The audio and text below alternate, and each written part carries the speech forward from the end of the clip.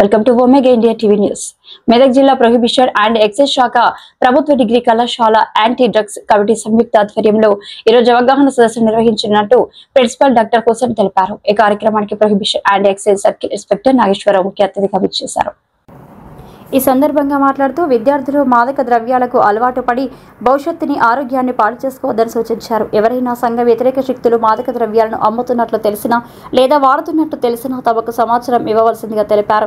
కళాశాల principal doctor Hussain మాట్లాడుతూ కళాశాల యాంటీ డ్రగ్స్ కమిటీ విద్యార్థులకు అవగాహన కల్పించడానికి ఇలాంటి కార్యక్రమాలు ప్రతి సంవత్సరం నిర్వహిస్తుందని తెలిపారు. డ్రగ్స్ వలన కలిగే దుష్ఫలితాలను తెలిపారు. Anti drugs committee convener doctor Ramana Kumar మాట్లాడుతూ విద్యార్థులు మత్తు పదార్థాల జోలికి వెళ్లకుండా దూరంగా ఉండాలని, మిత్రులకు స్నేహితులకు ఇలాంటి విషయాల పట్ల అవగాహన కలిగించడానికి కృషి చేయాలని తెలిపారు.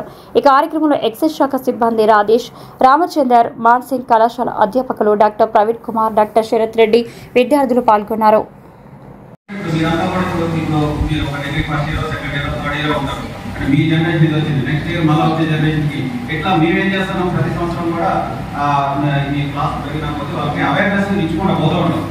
మేము ఎంతసేపు కూడా మేము స్పీచ్ ఇచ్చి ఏదో తీసుకున్నటువంటి ఆ డ్రగ్స్ అంటే ఏంటి, దానికి సంబంధించినటువంటి దుష్పరిణామాలు ఎలా ఉంటాయనేది చెప్తా ఉంటాం. కానీ ఆచరించాల్సిన బాధ్యత మాత్రం మీ మీదనే ఉంటుంది.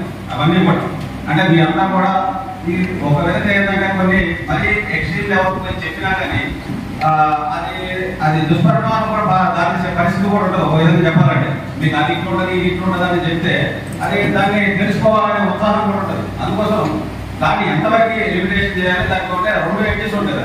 అందుకోసం మీకు ఎంతవరకు మనం అవసరం అనేది దాని వరకే కొంతవరకు కొన్ని విషయాల వరకు చెప్పి నేను అసలు మేము డ్రగ్స్ అంటే ఏంటి, అసలు డ్రగ్స్ మనం ఎందుకు వాడతాము, ఎవరికైనా ఐడియా ఉన్నదా?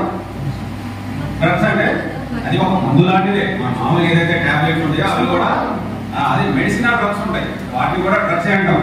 కానీ ఏదైతే కొద్దిగా మన శరీరానికి కానీ మన సమాజానికి కానీ హానికరంగా ఉంటాయో వాటిని మనలంతా కూడా దాన్ని మన గవర్నమెంట్ కూడా ప్రతి సంవత్సరం కూడా రివ్యూ చేసి, అంటే మనం ఒక గత 15-20 సంవత్సరాలు 30 సంవత్సరాల క్రితం చూస్తే ఇన్ని రకాలైనటువంటి డ్రగ్స్ ఇది డ్రగ్ అని కూడా తెలియదు మనకి.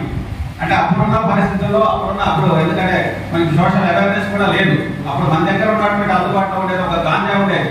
అంటే 95లో 85 యాక్ట్ ఒకటి తీసుకొచ్చారు. అంటే narcotic drugs and psychotropic substances. అంటే ఏదైతే సెంట్రల్ నర్వస్ సిస్టమ్ మీద మనకి ప్రభావం చూపి అవి మనకి సమాజంలో వాటి యొక్క పరిణామాల వల్ల సమాజం ఏ విధంగా చెడిపోతుందో అని దానికి ఒక కమిటీ ఉంటుంది. దాంట్లో ప్రతి సంవత్సరం కూడా దేన్ని యాడ్ చేయాలనేది ఆ యాక్ట్ లో తీసుకొస్తారనమాట. అంటే ఈ యాక్ట్ లో తీసుకొచ్చారు. అది మనకేంటంటే దాన్ని కంట్రోల్ చేసే కంట్రోలింగ్ అథారిటీస్ కొన్ని ఉంటాయి. దీన్ని డ్రగ్స్ ని కంట్రోల్ చేయడానికి అది వాళ్ళ పని. అయితే ఇప్పుడు దీనికి ముఖ్యంగా మనం ఏం చేస్తామంటే అసలు అది డ్రగ్ అంటే టాబ్లెట్స్ లో కూడా మనం డ్రగ్ అంటాం.